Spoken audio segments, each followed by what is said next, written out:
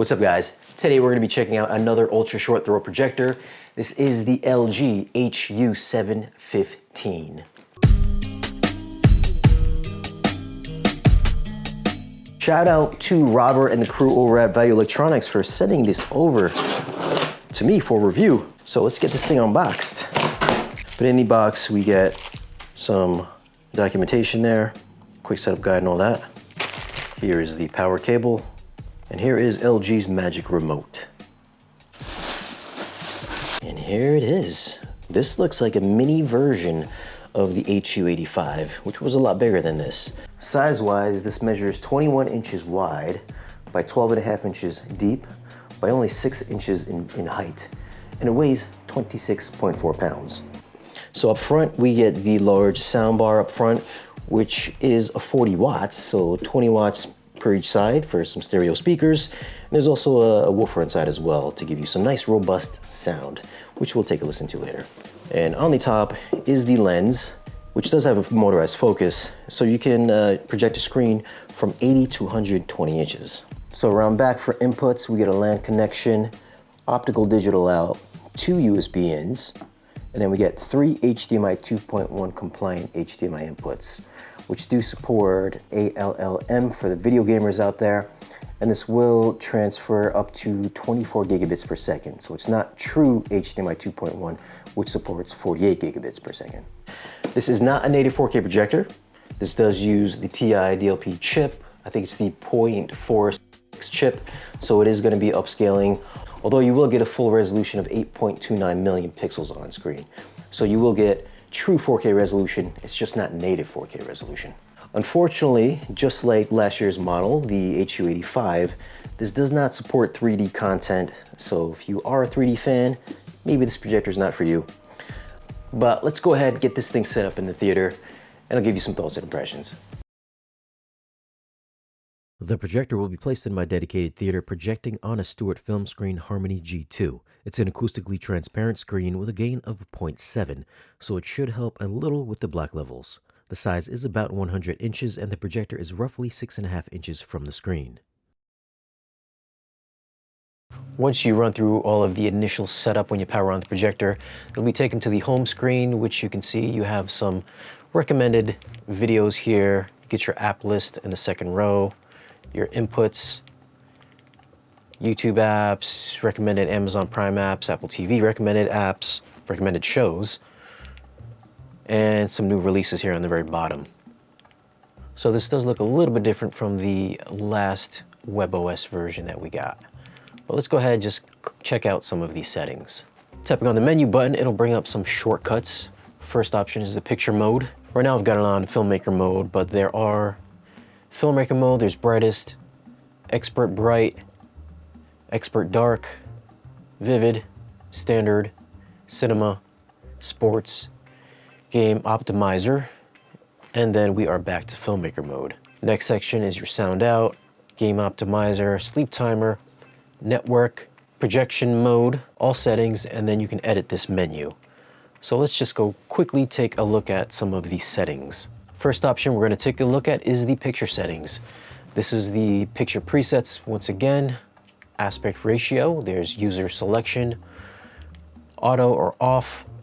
Under advanced settings, there's brightness, contrast, brightness, auto dynamic contrast, gamma. You can choose between 1.9, 2.2, 2.4, and 1886.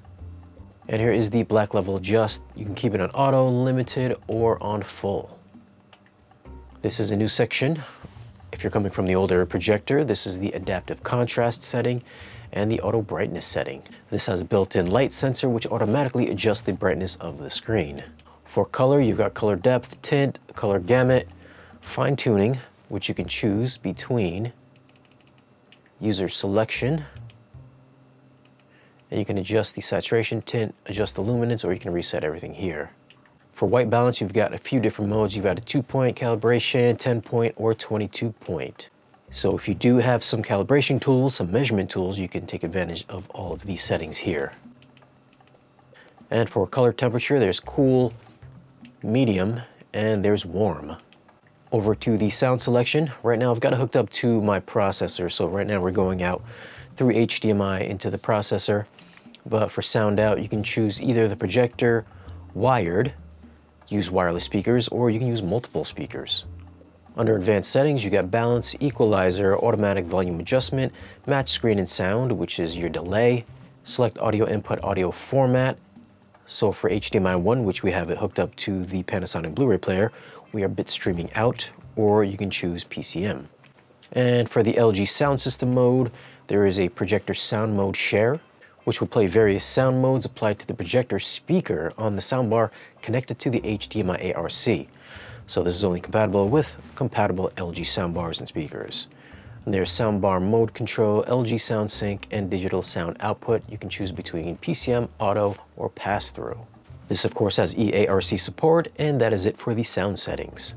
Under general, there is the AI service, game optimizer, devices that you can connect up to the projector, your network settings, system settings, which has your language, location, timer, safety, LG account, additional settings such as notifications, home settings, and pointer options.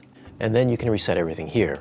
Under the installation section, you've got the PGT mode, which is your install mode. You can have this either set up for front projection, which is right underneath the screen, front ceiling, which is up front but on the ceiling, rear, so if you want to mount the projector behind the screen, you can do that.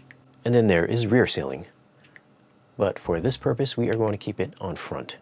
Under focus adjustment, this will allow you to adjust your focus. You can tap either left or right, and that'll adjust the focus of the projector. So unlike some other projectors out there, this isn't locked at a specific size like 100-inch or 120-inch. So you can actually scale up from either 100-inch all the way up to 120 and adjust the focus in between. Next option is the edge adjustment. There's 4 points, 9 points, or 15 points. So if you are unable to get your screen as square as possible, you have 15 points of adjustments here. Just tap on it, and let's say we want to bring the center down. You can do that. And you can do that at all different 15 points, just to get the image as square as possible with your screen. Obviously, the best way to get it aligned with your screen is to get it perfectly squared up with the screen, so you are not cutting into pixels and wasting resolution. So try to get this as close as possible to your screen. And there's high altitude mode, which will ramp up the fan inside the projector if you are at a higher elevation.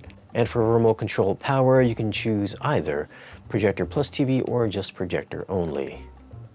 And the last section is support. There's software update, energy savings, which if you keep it on minimum, this will keep the projector at its brightest.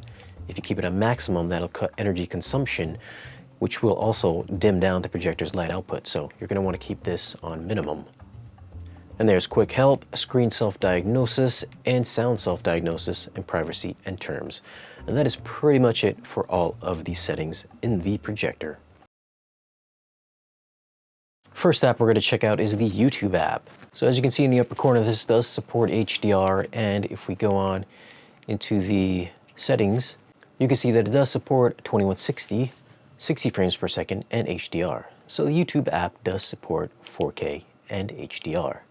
Let's hop out of this, go into Netflix, and in the Netflix app you can see that it does support 4K HDR, and if we click on resume, the little HDR logo pops up in the upper right hand corner. So Netflix app does support 4K and HDR, and the Netflix app does work. Let's go ahead, pop out of this, and just check one more app that I use often, which is the Disney Plus app. Same thing, you jump into the app and it does say that it supports 4K HDR, HDR10, and 5.1. And once we click on play, it should pop up the little emblem in the upper right corner that says HDR. And indeed it does. I'm going to check out the 3 right now to keep this video relatively short, but you can download apps like Vudu, Movies Anywhere, Apple TV, and amongst a dozen other apps, or 100 other apps. Let's see how well the projector handles 4000 nit HDR material. It's really no surprise that even the best TVs have a tough time tone mapping extremely bright content without any clipping. So let's pop in the 600 nit version. This looks almost exactly the same. What we're going to do now is turn on the HDR tone mapping in the settings. Once you do that, you can see there's actually trees and mountains in the background, and there's even some grass in the foreground. Now this is Aquaman, which is mastered at 4000 nits. The center of the screen is entirely blown out, but once you turn on the tone mapping, you can see there's some sort of design that now appears in the background that wasn't there before. It does take a dip in overall brightness, but the trade-off is that you can now make out the highlight detail rather than it being clipped. Black levels are decent, but this is still a DLP projector, so blacks do tend to skew more on the darker, grayer side. You can use the dynamic contrast setting to help deepen the shadows, but if it's too high, you'll start crushing detail. So it's something you might find yourself adjusting on a movie-by-movie basis. As for lens sharpness, I noticed barely any chromatic aberration in all four corners. There's a tiny hint of it if I'm being picky, but overall sharpness was equal everywhere. So good job, LG. Ships all the way from like Sweden. Pretty nice packaging so far. And to be honest with you, the packaging looks very similar to the Arendal speakers and also the Per-Listen speakers. So maybe there's a connection there somewhere. I'm sure some of you guys will know. If you do, leave a comment down below. But inside the box, we get white gloves and some documentation. And then we also get the power cord. And we get some screws. So this comes in a nice little cloth bag with a little drawstring, just like those other speakers I mentioned. It's not too heavy either. It's about 53.9 pounds, so it's not too heavy. At the time of this video, the LG HU715Q is selling for $3,000. I didn't spend too much time gaming with it because it wasn't all that great, especially if you're a real competitive gamer, but it's fine for some casual gaming. I think it was measured at 53 milliseconds. Aside from that, I found the image to be better in respects to 4K HDR performance against similarly priced UST projectors. LG's tone mapping did a great job of preserving highlight detail, whether it was 600 nits or 4000 nit content. Other projectors either don't have tone mapping or simply just sucked in comparison. Keep in mind that turning HDR tone mapping on will result in a noticeably dimmer image than if you were to keep it off.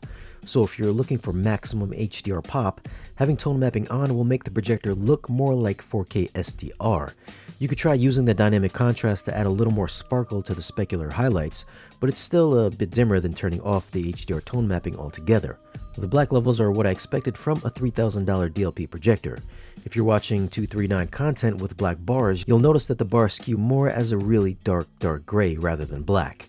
If you want better blacks, you're going to have to spend a few $1,000s more. That being said, I didn't find it crushed any shadow detail while watching movies, and it did have a great contrasty image that really enhances depth perception. The colors were excellent as well, although a bit shy of the richness that I've noticed on a couple triple laser UST projectors that I've had, albeit those did cost more. The only thing I know that will keep some buyers away is the lack of 3D. Even though 3D is dead on televisions, the best way to experience 3D has always been on the biggest screen possible, and the LG would have been a perfect candidate with its bright output. Another thing worth mentioning is that I didn't notice the high-pitched whine that I heard with the LG HU85. The fan noise was also very quiet and barely noticeable from 4 feet away. So if you're looking for a big screen experience and don't have the space for a traditional long throw projector or want to use it for daytime use with an ALR screen and the lights on, the LG HU715Q will give you one of the most pleasing ultra high def images in its class. Now if you do want to grab one of these, you can pick one up at our channel partner Value Electronics. I'll leave a link for their site in the video's description, or you can just pick up the phone and give them a call. Just be sure to mention the channel. As always guys, thanks for watching. Be sure to like the video if you found it useful and subscribe if you haven't already, and we'll see you again in the next video.